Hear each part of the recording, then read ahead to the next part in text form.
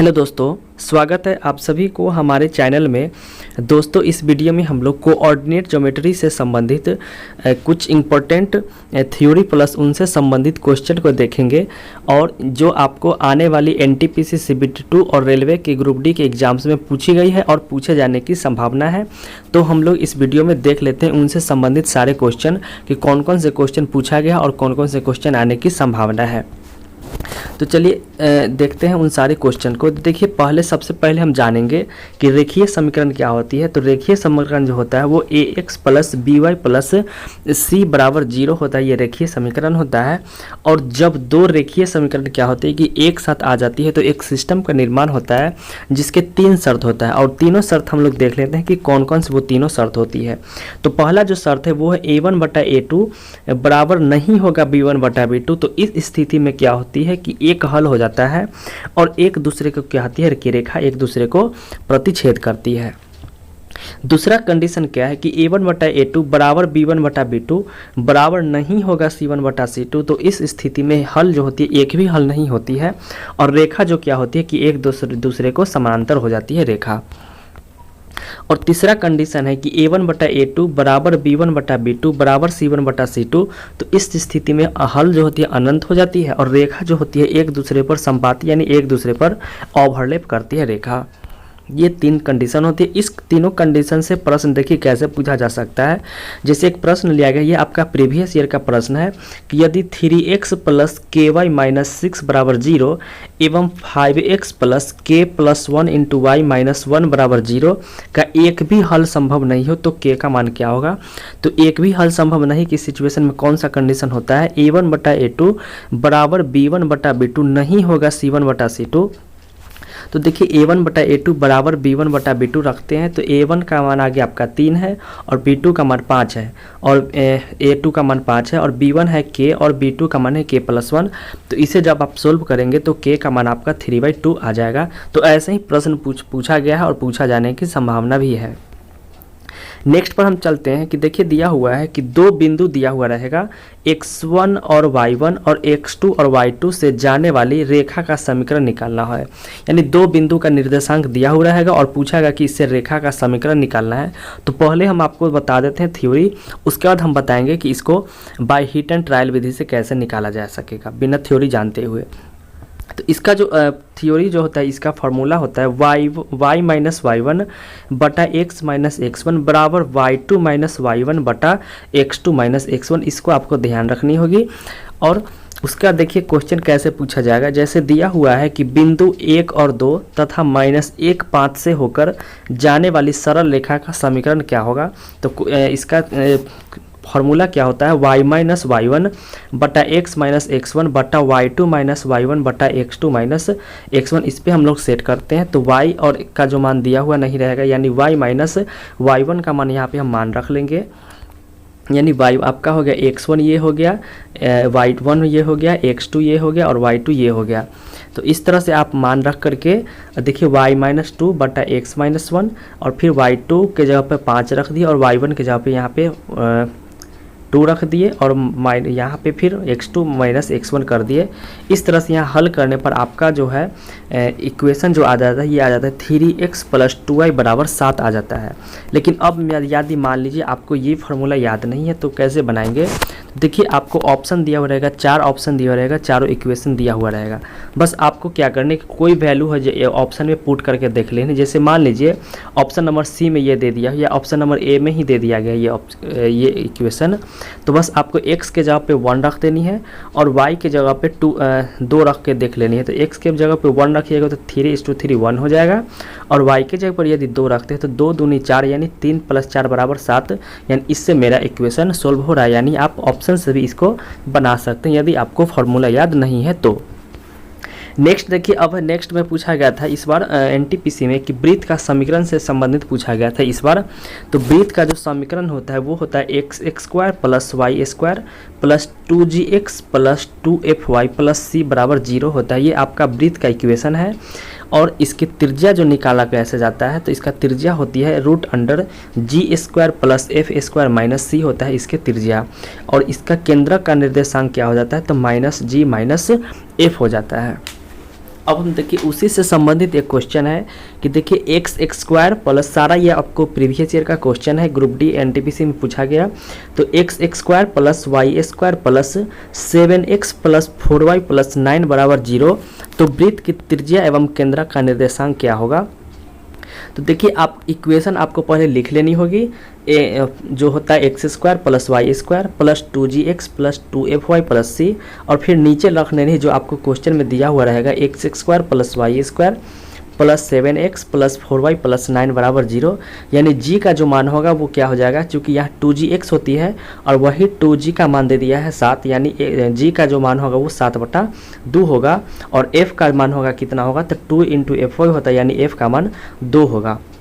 और c का मान क्या हो जाएगी 9। इससे आप एफ जी निकाल सकते हैं। लेकिन यदि निर्देशांक पूछेगा तो निर्देशांक जो होता है वो माइनस में होता है, यानी -g -s, यानी f यानी -7/2 और -2 हो जाएगा निर्देशांक। और यदि इसकी त्रिज्या निकालना होगा तो त्रिज्या कैसे निकालेंगे, तो रूट अंडर क्या होता है r बराबर √g² plus f² minus c। अब यहाँ से आपको g² plus f² minus c रखने पर आपको यहाँ से त्रिज्या इससे निकल के आ जाती है, √29/2 आ जाती है। उसका एक और क्वेश्चन इससे पूछा जाता है कि देखिए वृत्त का समीकरण निकालना पड़ता है। वहाँ पे समीकरण दिया हुआ था लेकिन इसमें समीकरण निकालना है और त्रिज्या और निर्देशांक जो दिया हुआ है। तो देखिए इसका जो निकालने का तरीका होता है वो होता है x minus alpha square plus y minus beta square बराबर रेडियस यानी त्रिज्या का स्क्वायर। देखिए मान लीजिए यदि कोई वृत्त है और यही कहीं पे वृत्त के अंदर में कहीं पे बिंदु है और अल्फा और बीटा दिया हुआ है निर्देशांक, और उसके यदि त्रिज्या निकालना है तो त्रिज्या बराबर क्या हो जाती है x minus alpha square plus y minus beta square बराबर त्रिज्या का स्क्वायर। अब यहाँ से आपको अल्फा और यानी बीटा जो हो गया आपका यही निर्देशांक होगा -2 3, और त्रिज्या जो दे दिया आपका 4 दे दिया गया। इससे यहाँ पे आप मान रख लीजिएगा। तो देखिए x माइनस -2 का square plus y minus 3 square बराबर 4। तो इससे आप इक्वेशन को हल करने पर आपको आ जाएगा x² plus y² plus 4x minus 6y minus 3 आ जाएगा। इसे हल कर लेना है। लेकिन अगर मान लीजिए यहीं पे अगर ये वृत्त दे दिया है और केंद्र का निर्देशांक 0 0 दे दिया गया है, तो इस सिचुएशन में क्या होगा कि x² प्लस y² बराबर क्या हो जाता है, त्रिज्या स्क्वायर हो जाती है। और देखिए जैसे नेक्स्ट दे दिया है कि उत्पत्ति केंद्र यानी सेंटर ऑफ ओरिजिन और 6 सेंटीमीटर त्रिज्या वाले वृत्त का समीकरण क्या होगा। तो जैसे ही आपका उत्पत्ति केंद्र दे दिया है, इसका मतलब हो गया कि आप जो केंद्र का निर्देशांक जो है वो आपका 0 0 है। तो बस आप जैसे ही आप मान रखिएगा कि x माइनस अल्फा यानी x माइनस 0 का स्क्वायर प्लस y माइनस 0 का स्क्वायर, तो आपको इसको हल करने पर x² प्लस y² बराबर आपको क्या आ जाती है, r² आ जाती है। अब यहाँ से आपको तो बस त्रिज्या दे दिया गया, त्रिज्या का मान रख देनी है, यानी 6 दिया हुआ था, यानी x² प्लस y² बराबर 36, इसीलिए x² प्लस y² माइनस 36 बराबर 0। ये आपका इक्वेशन हो गया।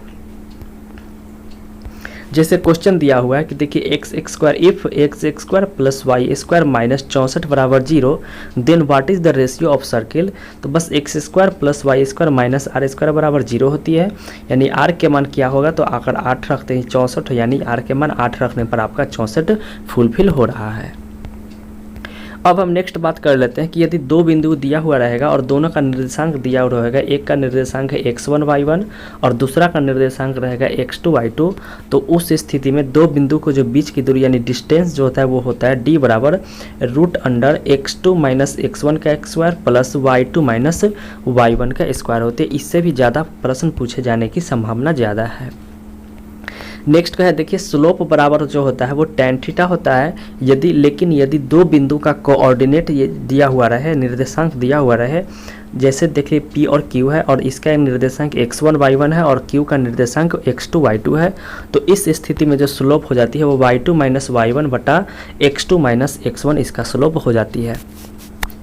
यदि आप इसका PDF पढ़ना चाहते हैं तो आप हमारे टेलीग्राम चैनल से जुड़ करके PDF ज्वाइन कर सकते हैं। आपको उसका लिंक डिस्क्रिप्शन में मिल जाएगी, या आपको टेलीग्राम पर जा करके डेली सर्च जैसे ही सर्च कीजिएगा तो आपको वहाँ पे चैनल मिल जाएगी। आप ज्वाइन करके और वहाँ से आप PDF डाउनलोड कर सकते हैं, और उसका PDF जो हम ऑलरेडी पिन कर दिए हैं वहाँ पे।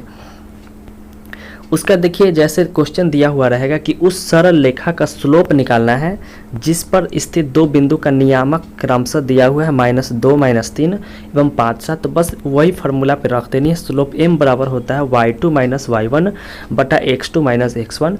y2 का मान 7 है और y1 का मान -3 है, यानी 7 - -3 यानी 7 + 3 10, और x2 यानी है 5, सॉरी x2 5 है और x1 है -2 यानी 5 -2 यानी +7 यानी 10/7 इसका आ गया, स्लोप आ गया इसका। और सबसे इम्पोर्टेंट ये आपका टॉप है, इसको हमेशा ध्यान रखिए क्योंकि इससे प्रश्न ज़्यादा संभावना पूछे जाने की संभावना है। ये इसमें क्या कह रहा है कि उस बिंदु का निर्देशांक निकालना है जो बिंदु को x1 y1 और x2 y2 को मिलाने वाले रेखाखंड आंतरिक रूप से क्या होती है कि m1 और m2 अनुपात में विभाजित करते हैं। यहाँ पर m या n भी हो सकता है या ab भी लिख सकता है। तो इसका जो फॉर्मूला होता है वो क्या होता है, x निर्देशांक xy बराबर क्या होती है, x का निर्देशांक होगा m1 into x2 plus m2 into x1 बटा m1 प्लस m2, और y का जो होता है निर्देशांक formula m1 into y2 plus m2 into y1 बटा m1 प्लस m2।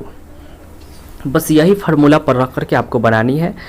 और जैसे मैं आपको क्वेश्चन एक हम दिखा रहे हैं, देखिए दिया हुआ है क्वेश्चन कि एक बिंदु के निर्देशांक जो दिया हुआ है -1 और 9 एवं 11 एक बिंदु को जोड़ने वाले रेखाखंड को आंतरिक रूप से 3:1 के अनुपात में विभाजित करती है, तो आपको वो निर्देशांक निकालना है।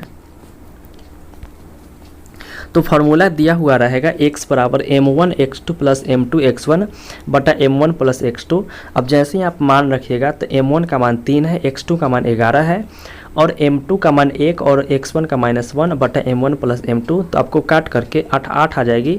और आपको ऑप्शन जो दिया हुआ रहेगा, एक रहेगा दिया हुआ 8 3, उसका 4 3 2 1 5 6। तो जैसे ही आप x का 8 आ गया वहीं से आप इसे बना सकते हैं। यदि दो ऑप्शन में 8 आ गया तो आपको दोनों हल करना होगा। और जैसे यहाँ पे किया हुआ है y बराबर m1 y2 plus m2 y1 बटा m1 प्लस m2 करके x और y का निर्देशांक निकाल करके आप हल कर सकते हैं। नेक्स्ट टॉपिक है त्रिभुज का क्षेत्रफल निकालना। तो देखिए त्रिभुज का क्षेत्रफल के लिए क्या क्या चीज़ पूछे जाने की संभावना पूछा गया है। तो एक पूछा जाएगा कि सरल रेखा द्वारा बनाया गया त्रिभुज का क्षेत्रफल क्या होता है। तो सरल रेखा का जो इक्वेशन होता है रेखीय समीकरण का, वो होता है ax plus by plus c। तो सरल रेखा द्वारा जो बनाया गया त्रिभुज का क्षेत्रफल होता है वो होता है c² बटा 2ab होता है। बस यही अगर याद है तो आपको क्वेश्चन यहाँ से बन जाएगा। जैसे देखिए क्वेश्चन दिया हुआ रहेगा और ये आपका सारा क्वेश्चन प्रीवियस ईयर का है। 4x - 3y प्लस 24 बराबर 0 द्वारा अक्षों के साथ बनाया गया त्रिभुज का क्षेत्रफल क्या होगा। तो ax plus by plus c यानी a का मान 4, b का मान -3, यानी आपको माइनस से लेकर के नहीं चलनी है, a b और c ले लेनी है। यानी a हो गया आपका 4, b 3 और c 24। तो क्षेत्रफल होता है c² बटा 2ab यानी c का मान 24 × 24 बटा 2ab यानी 2 × 4 × 3। यानी इसको काट करके 4 × 12 = 24 से 24 कट जाएगा, यानी जो इसका क्षेत्रफल होगा वो 24 वर्ग यूनिट इसका आंसर हो जाएगा। नेक्स्ट त्रिभुज का क्षेत्रफल है। यदि त्रिभुज का निर्देशांक दिया हो रहेगा, तो जैसे किसी त्रिभुज है उसका निर्देशांक दिया हो रहेगा x1 y1 x2 y2 और x3 y3। तो इस सिचुएशन में जो हम लोग 11th में पढ़े थे वो वाला फार्मूला यूज करेंगे।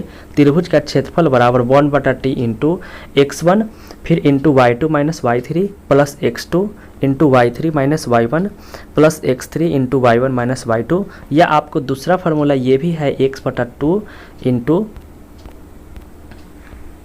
x1 माइनस x2 बटा x1 माइनस x2 फिर x2 माइनस x3 फिर y1 माइनस y2 और y2 माइनस y3 जब आपको करके लिख करके और फिर आपको क्रॉस गुना करके अंतर कर लेनी है। इससे भी आपका ये दोनों फार्मूला है। वैसे ज़्यादा बेहतर रहेगा कि आप इस यही फार्मूला यूज करके बनाएंगे। देखिए जैसे यहाँ पे क्वेश्चन दिया हुआ है कि उस त्रिभुज का क्षेत्रफल ज्ञात कीजिए जिसके निर्देशांक जो दिया हुआ है 1 2 -3 और 4 यानी x1 y1 x2 y2 और x3 y2 दिया हुआ रहेगा। तो आपको क्षेत्रफल निकालनी है। जैसे पहला रखते हैं 1/2 इंटू x1 तो 1, फिर y2 माइनस y3 यहाँ पे रखती है, फिर x2, फिर x2 हो जाएगा तो y3 माइनस y2, फिर y3, तो फिर y1 x1 माइनस x2 करने पर आपको हल करने पर आपको आंसर यहाँ से आ जाएगी 10 वर्ग यूनिट। यदि इसको दूसरा तरीका से बनाया जाए तो बस ये आप फार्मूला यूज कर लीजिए, 1/2 into x1 minus x2, x2 minus x3, y1 minus y2, y2 minus y3। Actually ये बताने का तरीका है कि आगे जब हम चतुर्भुज में आएंगे तो ऐसा वाला का ज़्यादा यूज करना है, इसलिए हम यहीं पे इसको बताते चल रहे हैं। बस इसको यहाँ से आप मान रख करके यहाँ से भी आप इक्वेशन को हल करके दोनों में आपको 10 वर्ग यूनिट आंसर आ रही है। नेक्स्ट है कि अगर त्रिभुज का केंद्रक निकालना हो तो त्रिभुज का केंद्रक निकालने का जो सूत्र होता है वो x1 plus x2 plus x3/3 और y1 plus y2 plus y3/3 इसका केंद्रक का निर्देशांक होता है। जैसे क्वेश्चन दिया हुआ है कि उस त्रिभुज के केंद्रक के निर्देशांक ज्ञात कीजिए जिसके शीर्ष जो है 5, 9, 4, -8 एवं -6 2 हो। बस आपको दे दिया गया केंद्रक का निर्देशांक x1 x2 x3/3 और y1 y2 y3 जोड़ 3 रख देनी है, यानी x1 5, x2 4 और x3 -6/3 यानी 5 4 9 -6 3/3 यानी 1 और y1 plus y2 plus y3 यानी 9 -8 प्लस 2 यानी 9 8 9 2 11 -8 3/3 यानी दोनों का जो निर्देशांक आपका आ गया 1 1 आ गया, यही केंद्रक का निर्देशांक। ये आपको एक फार्मूला याद रखनी होगी, x1 plus x2 plus x3/3 और y1 plus y2 plus y3/3। Next है कि मान लीजिए यदि चतुर्भुज का क्षेत्रफल निकालना हो तो चतुर्भुज का क्षेत्रफल कैसे निकालेंगे। तो जैसे मान लीजिए आपका ये अगर ग्राफ दे दिया है और ये इस तरह से चतुर्भुज बन रहा है तो एक आपका यहाँ पे बड़ा मान लीजिए ये आपका कोऑर्डिनेट है, ये आपका x हो गया, ये y हो गया और एक त्रिभुज ये बन रहा है, बड़ा त्रिभुज ये वाला एक त्रिभुज बन रहा है और एक आपका त्रिभुज बन रहा है, ये वाला बन रहा है।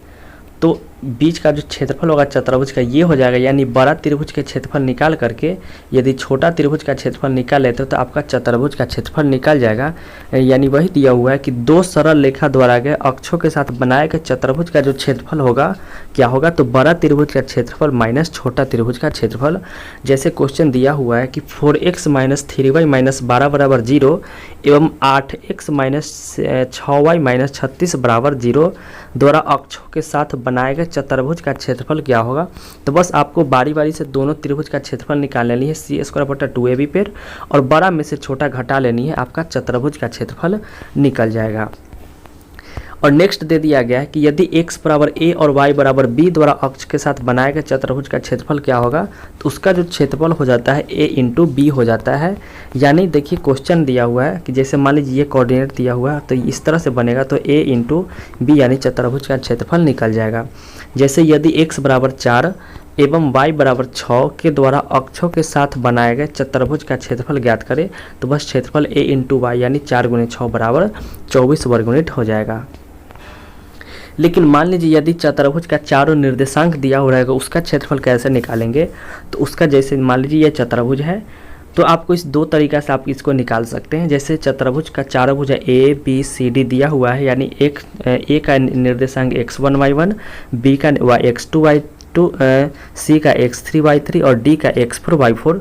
तो यहाँ से आप दो तरीका से निकाल सकते हैं। सबसे पहले तो आप दोनों विकर्ण को मिला दीजिए और इस ये एक त्रिभुज का निकाल करके फिर ये त्रिभुज निकाल करके जोड़ दीजिए और ये आपका त्रिभुज का क्षेत्रफल कैसे निकलेगा, तो निर्देशांक दिया हुआ है, आप वही 1/2 into x2 minus y2 minus y3 वाला पर करके निकाल देनी है, x1 minus y2 minus y3। और या आपको एक अगर ये सीधे चतुर्भुज का क्षेत्रफल निकालना है तो आप ये फार्मूला यूज कर लीजिए। इसको कैसे याद रखनी है, तो देखिए 1/2 लिख देनी है। उसके बाद लिख आपको x1 x2 x3 y3 minus कर देनी है, फिर y1 y2 फिर y3 y4 और बीच में माइनस कर देनी है आपका इससे, और फिर आपको क्या करना है कि वही क्रॉस मल्टीप्लिकेशन कर करके अंतर करके कर देनी है। जैसे क्वेश्चन दिया हुआ है कि उस चतुर्भुज का क्षेत्रफल ज्ञात कीजिए जिसके शीर्ष -4 -2 -3 -5 और 3 -2 और 2 3 हो तो उसका क्षेत्रफल। तो बस वही फार्मूला रख देनी है, 1/2 इंटू क्या करना है कि एक पर x1 फिर x2 फिर x3 और x4 फिर माइनस लगा देनी है, फिर y1 y2 y3 y4 और माइनस लगा देनी है। और जैसे यहाँ पर रखने पर आपको देखिए 1/2 x1 का मान -1 और x3 का मान है -3, फिर x2 का मान है -3 और x4 का मान है -2 है, तो यहाँ पे रख देनी है। उसी प्रकार y1 का मान -2 है, y3 का -2 है और फिर y2 का -5 है और y4 का -3 है। तो यहाँ से आपको रख करके और फिर आपको क्या करना है, देखिए -4 -3 7, फिर -3 -2 5 और यहाँ 2 + 2 0 हो जाएगी और ये -8, यानी जब इसको फिर आपको क्रॉस मल्टीप्लिकेशन करके यानी आपको आ जाएगा उससे पहले -7 -5 और 0 और -8, इसको क्रॉस मल्टीप्लिकेशन कर देनी है, यानी 8 7 56 और माइनस माइनस प्लस और ये 0, यानी 1/2 × 56 यानी कितना हो जाएगा आपको 28 वर्ग यूनिट आंसर। यानी इस तरह से आप चतुर्भुज का क्षेत्रफल निकाल सकते हैं। नेक्स्ट दिया हुआ है देखिए x² + y² जो है यदि x का मान 2 तो वृत्त की स्पर्श रेखा का समीकरण निकालना है। इसको आप कैसे निकालेंगे, तो बस आपको कुछ नहीं करना है कि इक्वेशन ले लेनी है और ऑप्शन रख करके देखनी है। जैसे ही आप x के मान 2 रखिएगा और x के मान 2 रखने पर तो 2 दूनी 4 हो जाएगी, प्लस y के मान क्या रखिएगा, तो y के मान यदि रखते हैं 5 रखते हैं √5, तो √5 का स्क्वायर करेंगे तो 5 यानी 4 + 5 9 हो जाएगी। यानी ऑप्शन से भी रख सकते हैं, यदि बी नंबर ऑप्शन उठाते हैं तो 2 × x का मान 2 यानी 4 हो गया, प्लस √5 × y के मान यदि रखते हैं 5 तो यहाँ से आपका भी ये मान आ जाएगी। इसे हल कर सकते हैं। नेक्स्ट क्वेश्चन है नेक्स्ट टॉपिक है कि दो समानांतर रेखाओं के बीच की दूरी कैसे निकालेंगे। तो दो समानांतर रेखा के बीच की दूरी के जो निकालने का सूत्र होता है वो d बराबर क्या होता है C2 - C1 बटा √a² जो p² होता है। जैसे क्वेश्चन दिया हुआ है कि दो समांतर रेखा 3x + 4y - 6 = 0 एवं 6x + 8y + 7 = 0 के बीच की दूरी कैसे निकालेंगे। तो सबसे पहले आपको दोनों इक्वेशन में a और b को मान बराबर कर लेने हैं, यानी 3x + 4y - 6 = 0 एवं 6x + 8y = 7 हो। तो आपको यही दोनों इक्वेशन को बराबर कर लेने हैं, यानी अगर एक में हम यदि गुना करते हैं 2 से तो आपको 2 के बराबर आ जाएगी ए बी। तो दोनों में हम गुना कर लिए और मिला दिए।